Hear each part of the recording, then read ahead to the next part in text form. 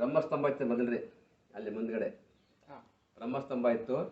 ಆದ ಕಾರಣ ಇದೆಲ್ಲ ಪೂರ ಗುಡ್ಡಾಗಿತ್ತಲ್ಲ. ಶ್ರೀಪೌದನೇಶಂ ಪುರುದೇವ ಸೂನಂ ತುಂಗಾತ್ಮಕಂ ತುಂಗಗುಣಾಭಿರಾಮಂ ದೇವೇಂದ್ರ ನಾಗೇಂದ್ರ ಮುನೀಂದ್ರ ವಂದ್ಯಂ ಶ್ರೀ ಧೋರ್ಬಲೇಶ ಮಹಾಯಾಮ್ಯ ಭಕ್ತ.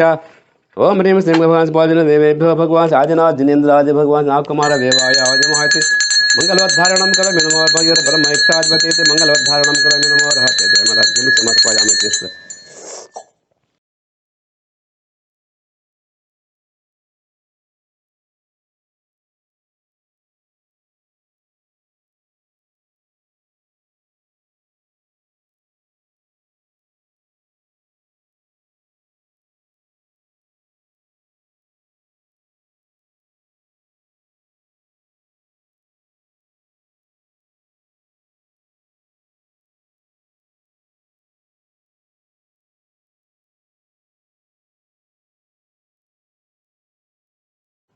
ಪ್ರಿಯ ವೀಕ್ಷಕರೇ, ಸೊ ನಾವಿವತ್ತು ಪುಣ್ಯಕ್ಷೇತ್ರವಾದ ಬಾಹುಬಲಿಯ ಸನ್ನಿಧಿಯ ಗೊಮ್ಮಟಗಿರಿ ಕ್ಷೇತ್ರದಲ್ಲಿದ್ದೇವೆ. ಸೊ ಈ ಕ್ಷೇತ್ರಕ್ಕೆ ಸುಮಾರು 1000 ವರ್ಷಕ್ಕೂ ಅತಿ ಹೆಚ್ಚು ಇತಿಹಾಸ ಇದೆ. ಸೊ ಬನ್ನಿ, ನಮ್ಮ ಜೊತೆಗೆ ಅಜಿತ್ ಪಂಡಿತ್ ಗುರುಗಳಿದ್ದಾರೆ. ಸೊ ಇವ್ರ ಹತ್ರನೇ ಕೇಳಿ ತಿಳ್ಕೊಳ್ಳೋಣ ಈ ಕ್ಷೇತ್ರದ ಇತಿಹಾಸ ಏನು ಅಂತ. ನಮಸ್ತೆ ಗುರುಗಳೇ.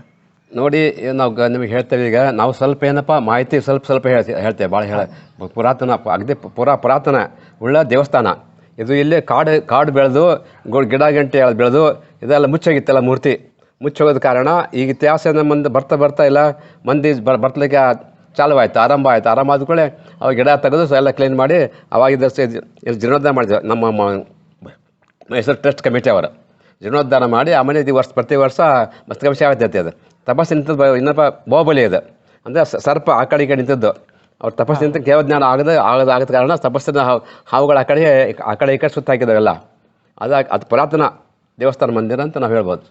ಇದು ಯಾರ ಕಾಲದಲ್ಲಿ ಈ ಮೂರ್ತಿ ಸ್ಥಾಪನೆ ಆಗಿದೆ? ಚಾಮುಂಡರಾಯ ಕಾಲಕ್ಕೆ ಆಗಿದ್ದೆಲ್ಲ ಇದು. ಚಾಮುಂಡರಾಯರ ಕಾಲ ಅಂತ ಹೇಳಿದ್ರೆ ಈಗ ನಮ್ಮ ಶ್ರವಣ ಬೆಳಗೊಳದಲ್ಲಿ ಏನು ಮೂರ್ತಿ ಇದೆ ಬಾಹುಬಲಿ ಮೂರ್ತಿ, ಅದೇ ಕಾಲ ಮಾನಕ್ಕೆ ಸೇರಿದ್ದ ಇದು? ಅದೇ ಕಾಲಕ್ಕೆ ಅದು ಸೇರಿದ್ದು, ಅವಾಗ ಸೇರಿದ್ದು, ಅಲ್ಲೇ ಸೇರಿದ್ದ.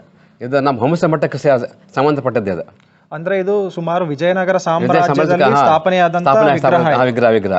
ಸೊ ಇದು ಎಷ್ಟು ವರ್ಷಕ್ಕೊಂದ್ಸರಿ ಮಸ್ತಕಾಭಿಷೇಕ ನಡೆಯುತ್ತೆ? ವರ್ಷಕ್ಕೊಂದ್ಸರಿ ಮಸ್ತಕಾಭಿಷೇಕ ಆಗ್ತಾರೆ. ಸೊ ಯಾವ ತಿಂಗಳಲ್ಲಿ ಆಗುತ್ತೆ? ಈಗ 2 ತಿಂಗಳು ಆಯ್ತು ನೋಡಿ. ಈಗ 2 ತಿಂಗಳಂದ್ರೆ ಈಗ ಫೆಬ್ರವರಿ ತಿಂಗಳಲ್ಲಿ ಮಸ್ತಕಾಭಿಷೇಕ. ಸೊ ಇದು ಯಾವ ಸ್ಥಳ ಇದೆ? ಸ್ಥಳ ಮಹಿಮೆ ಏನಿದ್ರದು? ಸ್ಥಳ ಮಹಿಮೆ ಅದರ ಸ್ವಲ್ಪ ಏನಂದ್ರೆ ಸ್ವಲ್ಪ ಇಲ್ಲಿ ಐತೆ, ಜಾಗ್ರತೆ ಇದೆ. ಯಾಕಂದಪ್ಪ ಏನು ಬಂದವರಿಗೆಲ್ಲ ಆಕರ್ಷಣೆ ಏನಪ್ಪ ಅಂದ್ರೆ, ಮತ್ತು ಅವ್ರಿಗೆ ಸ್ವಲ್ಪ ಏನೋ ಬಂದದ್ದು ಅವರಿಗೆಲ್ಲ ಆಗುವಂಥ ಕಷ್ಟ ಪರಿಹಾರ, ಅವ್ರ ಮತ್ತು ವಿಘ್ನ ಪರಿಹಾರ. ಮತ್ತು ಇನ್ನೊಂದು ಏನಪ್ಪ ಅಂದ್ರೆ, ಒಂದು ನಾಗಸರ್ಪ ಇದೆ. ಹೌದು, ಕಾಣ್ತಾ ಇದೆ ನಾಗಸರ್ಪ ಇದೆ. ಇದು ಇಲ್ಲ, ಇನ್ನು ಜೀವಂತ ನಾಗಸರ್ಪ ಇದೆ. ಹೌದಾ? ನಾಗಸರ್ಪನೇ ಇದೆ. ಸೊ ಈಗ ಏನಾರು ಸಿಗುತ್ತಾ? ಈಗ ನಮಗೆ ಕಾಣಕ್ಕೆ ಆಗಲ್ಲ. ಈಗ ತಳಗಡೆ ಬೆಟ್ಟ ಕೆಳಗಡೆ ಇರ್ತದೆ, ಇರ್ಬೋದು. ನಾಗಸರ್ಪ ಡೈಲಿ ಬರುತ್ತೆ? ನಾಗಸರ್ಪ ಐತೆ, ಒಟ್ಟಿದೆ. ಅದೊಂದು ಆದ ಕಾರಣ ಇಲ್ಲಿ ಯಾರು ವಸ್ತಿ ಇರಲ್ಲ, ಯಾರು ಇಲ್ಲಿ ವಸ್ತಿ ಯಾರು ಇರೋಕ್ಕಾಗಲ್ಲ, ವಸ್ತಿನಾಗಿ ಯಾರು ಇರೋದಿಲ್ಲ. ಸೊ ನೀವು ಒಬ್ಬರೇನಾ ಇಲ್ಲಿ? ಒಬ್ಬರೇ ಇರೋದಿಲ್ಲ, ಪಂಡಿತ್ ಒಬ್ಬರೇ ಇರೋದೆ. ಮುಂದೆ ಕೆಳಗಡೆ ಅಲ್ಲಿ ಇರ್ಲಿಕ್ಕೆ ನಮಗೆ ರೂಮ್ ಕೊಟ್ಟಿದ್ದಾರೆ, ಮನೆ ಕೊಟ್ಟಿದ್ದಾರೆ ನಮಗೆ.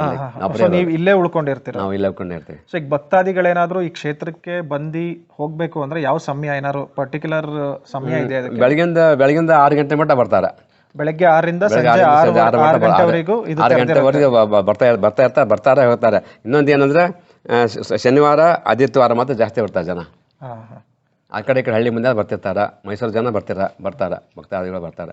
ಸ್ವಲ್ಪ ಈಗ ಸ್ವಲ್ಪ ನಾವೇನು ಬಂದ್ವಿ ಅವಾಗ ಸ್ವಲ್ಪ ಜನ ಬರ್ತಾ ಇದ್ದಾರೆ. ಸೊ ಈ ಬಾಹುಬಲಿ ಮೂರ್ತಿ ಎಷ್ಟು ಅಡಿ ಎತ್ತರ ಇದೆ? ಇದು 25 ಅಡಿ. ನಾವು ಅಂದಾಜಕ್ಕೆ 25 ಅಡಿ ಇರ್ಬೋದು, ಅಂದಾಜು.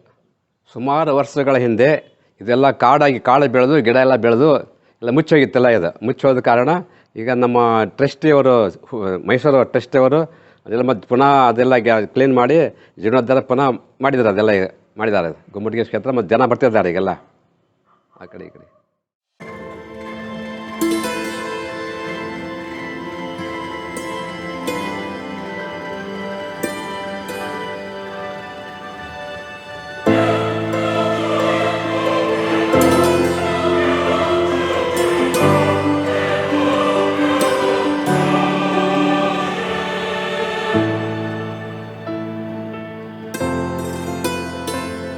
ನನ್ನ ಹೆಸರು ರಾಮಲಿಂಗೇಗೌಡ ಅಂತ. ನಾನು ಸ್ಟೇಷನ್ ಮ್ಯಾನೇಜರ್ ಆಗಿ ಕೆಲಸ ಮಾಡ್ತಾಯಿದ್ದೀನಿ ಮೈಸೂರು ರೈಲ್ವೆ ಸ್ಟೇಷನಲ್ಲಿ. ನಮ್ಮ ಮನೆ ಬಂದು ಬೋಗಾದಿ ಸೆಕೆಂಡ್ ಸ್ಟೇಜಲ್ಲಿದೆ. ಹಾಗೆಯೇ ಇವರು ರಶ್ಮಿ ಅಂತ ನಮ್ಮ ಮಿಸ್ಸಸ್ಸು, ಹೌಸ್ ವೈಫು. ನಮ್ಮ ಮಗ ಕಮಲೇಶ್ ಆರ್ ಇನ್ಫೋಸಿಸಲ್ಲಿ ಕೆಲಸ ಮಾಡ್ತಾಯಿದ್ದಾನೆ. ಅವಳು ನನ್ನ ಮಗಳು ಕೃತಿಕಾ ಆರ್, ಅವಳು JCನಲ್ಲಿ 3rd ಇಯರ್ ಇಂಜಿನಿಯರಿಂಗ್ ಮಾಡ್ತಾಯಿದ್ದಾಳೆ. ನಾವು ಮೈಸೂರಿಂದ KR ನಗರಕ್ಕೆ ಹೋಗ್ಬೇಕಾದ್ರೆ ಮೇನ್ ರೋಡಲ್ಲಿ ಗೊಮ್ಮಟಗಿರಿ ಶ್ರೀ ಕ್ಷೇತ್ರ ಅಂತ ಬೋರ್ಡ್ ಇತ್ತು, ಆರ್ಚ್ ಇತ್ತು. ಒಂದು ಸಾರಿ ನೋಡಬೇಕು ಅನ್ನೋ ಒಂದು ಉದ್ದೇಶದಿಂದ ನಾವು ವೀಕೆಂಡ್ ದಿನ ಇವತ್ತು ಫ್ಯಾಮಿಲಿ ಸಹಿತ ಬಂದಿದ್ದೀವಿ. ನಮಗೆ ಒಂಥರ ಈ ಗೊಮ್ಮಟಗಿರಿ ನೋಡಿದ ಮೇಲೆ ಶ್ರಾವಣ ಬೆಳಗೊಳದ ಚಿಕ್ಕ ಗೊಮ್ಮಟೆ ಬಾಹುಬಲಿ ಮೂರ್ತಿಯನ್ನು ನೋಡ್ದಂಗೆ ಆಯಿತು. ತುಂಬ ಸಂತೋಷ ಆಯಿತು. ಅಲ್ಲ, ನಮ್ಮ ಫ್ರೆಂಡ್ ಒಬ್ಬರು ಇದೇ ಊರಲ್ಲಿ ಮುಂದೆ ಓಡಾಡ್ತಿರ್ಬೇಕಾದ್ರೆ ಇದನ್ನು ನೋಡಿದ್ರಂತೆ. ಬಟ್ ಹಾಗಾಗಿ ನನಗೆ ಹೇಳಿದ್ರು ಅವರು, ಹಿಂಗಿದೆ ಗೊಮ್ಮಟೇಶ್ವರ ಇದ್ದಂಗೆ ಇದೆ, ಶ್ರವಣ ಬೆಳಗೊಳದಲ್ಲಿ ಇರುವಂಥ ಗೊಮ್ಮಟೇಶ್ವರ ಯಾವ ಥರ ಇದೆ ಅದೇ ರೀತಿ ಇದೆ, ಚೆನ್ನಾಗಿದೆ ಅಂದಿರು. ಹಾಗಾಗಿ ನಾವು ಹೋಗೋಣ ಅಂತ ಹೇಳಿ ತುಂಬ ದಿನದಿಂದ ಮಾತಾಡ್ತಾಯಿದ್ವಿ, ಹೋಗೋಣ ಅಂತ. ಹಾಗಾಗಿ ಇವತ್ತು ವೀಕೆಂಡ್ ಎಲ್ರಿಗೂ ರಜೆ ಇರೋದ್ರಿಂದ ಒಂದು ಸಲ ಹೋಗಿ ಬರೋಣ ಅಂದ್ಕೊಂಡು ಬಂದ್ವಿ. ನೋಡಿದ್ಮೇಲೆ ತುಂಬ ಖುಷಿ ಅನ್ನಿಸ್ತಿದೆ.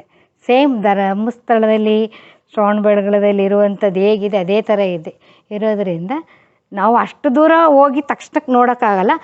ಈಗ ಒಂದು 20 ಕಿಲೋಮೀಟರ್ಸಲ್ಲಿ ಬಂದು ನೋಡಿದ್ರು ಚೆನ್ನಾಗಿದೆ, ನೋಡ್ಬೋದು. ಹಾಗಾಗಿ ನಮಗೂ ಒಂಥರ ಸಂತೋಷ ಅನ್ನಿಸ್ತು.